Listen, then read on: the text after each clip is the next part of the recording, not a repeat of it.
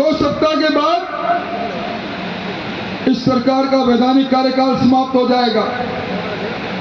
जब वैधानिक कार्यकाल समाप्त हो जाएगा, फिर प्यारेलाल जी, आपने जिनसे अनुमति मांगी सभा की, वो एसडीएम साहब, आपने जिनसे कहा कि हमें सिर्फ वाहन खड़े करने हैं, हम कुछ क्षणों के लिए खेल मैदान में पार्किंग कर लें, उनको मना करने वाले अधिकारी, वो अधिकारी ये 14 दिन बाद आपके चारों तरफ चक्कर काटेंगे। जब ध्यान रखना। और मैं कहना भी चाहता हूं, यहां पुलिस के बल पर जिस प्रकार का आतंक मचाया हुआ है, ये सुन लेना चाहिए, समझ लेना चाहिए। सब लोग जनसेवक है और जनतंत्र में जनता तंत्र का इस्तेमाल करके बनाने का काम करती है। बेटी बचाओ बेटी पढ़ाओ अभियान का प्रारंभ किया था। उस समय जब जन्म का अनुपात महिला और पुरुष में बिगड़ रहा था, उस समय यह कहा गया कि हमारी बेटी प्रतिभा संपन्न है, बेटी को बचाना भी है, पढ़ाना भी है। और इस बार एनएफएसए के जो सर्वे आए, उसमें अनुपात बहुत ठीक हो गया, 1042 का हो गया।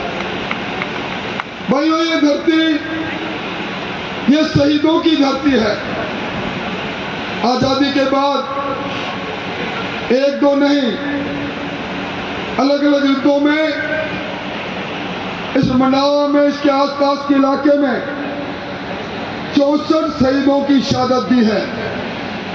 और आज भी आप ही के पड़ोस में लंबोर में दुर्दांत आतंकवादियों से लोहा लेते हुए एक शहीद योगेश हुए हैं, जिनका पार्थिव शरीर अभी वहां उनके गांव में पहुंचने वाला है। ये धरती है शिषपाल शहीद की, सतपाल जी की, राहुल की। इसी धरती में सर्वाधिक पूर्व सैनिक हुए और यहीं से प्रेरणा लेकर देश में प्रधानमंत्री जी ने वर्षों पुरानी मांग 1 रैंक और 1 पेंशन की शुरुआत की। पर दुर्भाग्य है, इस राजस्थान के अंदर पिछले साल पुलवामा में जो शहीद हुए, उन वीरांगनाओं के सामने अंत्येष्टि के समय में सरकार के मंत्रियों ने बड़े बड़े पैकेज की घोषणाएं की, नौकरी देने की घोषणा की, आश्रितों को जमीन देने की घोषणाएं की, अन्य घोषणाएं की। और जब ये घोषणाएं पूरी नहीं हुई, उन्होंने दरवाजे खटखटाए। और जब मांग पूरी नहीं हुई, तो हमारे संवैधानिक प्रमुख राज्यपाल को जब ज्ञापन देने जाती है, तो उन वीरांगनाओं को जिनका हम सम्मान करते हैं, ये वीरों की धरती है। लोग कहते हैं शेखावाटी में बच्चा पैदा होता है, जिगर में बारूद लेकर पैदा होता है। वतन पर मर मिटना यहाँ की परिपाटी है। वहां मैं कह रहा हूं, वो वीरांगनाएं राज्यपाल महोदय के पास जाती है, गहलोत सरकार उनकी निर्मम पिटाई करती है।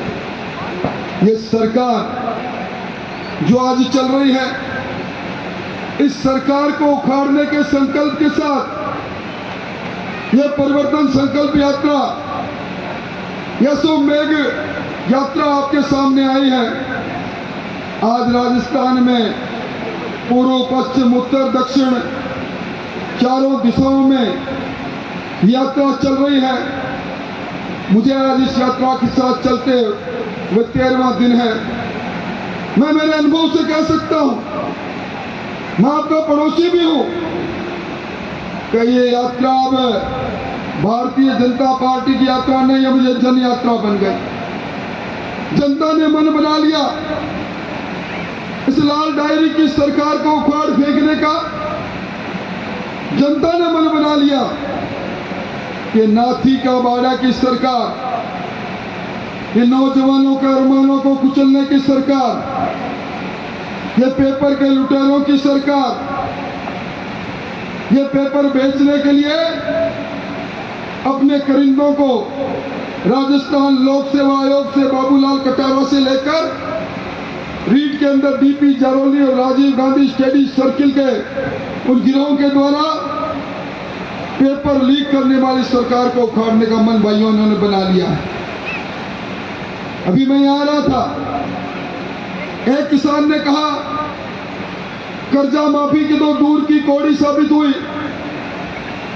एक किसान ने कहा कि अब तो राज में छुरी चल रही है, राम रूठ गया, राज भी ऐसा रूठा है, अकाल के लिए गिरदावरी करवा नहीं रहा, पर हमारी छोटी मोटी फसल बची है। कांग्रेस आई में बिजली गई रहती है, बिजली के तारों से करंट गायब है। मैंने उन्हें कहा कि करंट मुझे दिखाई देता है, ये अंडर करंट है, ये 440 वॉट का करंट है जो कांग्रेस को झटके से लगेगा और इस बार यहां कमल का फूल खिलेगा।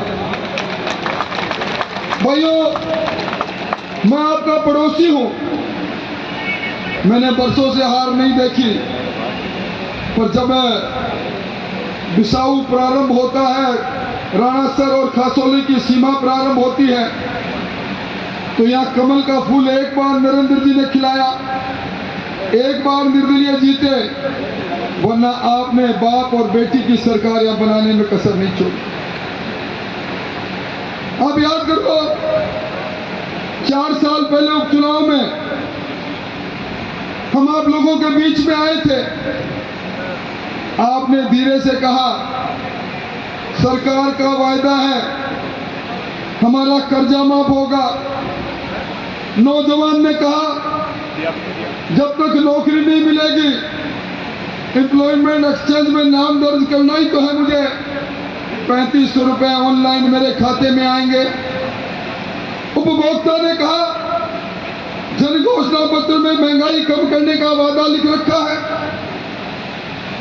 ये बिजली के दाम नहीं बढ़ाएंगे, ये डीजल का वेट कम करेंगे, ये अच्छी कानून व्यवस्था देंगे। कांग्रेस की ने कहा कि भारतीय जनता पार्टी ने तो ग्राम पंचायत में गौरव पथ बनाए हैं, हम तो हर गांव में हर सड़क को सीसी बना देंगे, नालियां बना देंगे, प्रकाश युक्त कर देंगे। आज हालात क्या है? जब मैं आपसे बात कर रहा हूं, हिंदुस्तान का चुनाव आयोग जयपुर में सभा कर रहा है, जायजा ले रहा है कि राजस्थान में 1 चरण में चुनाव हो या 3 चरण में चुनाव हो, 2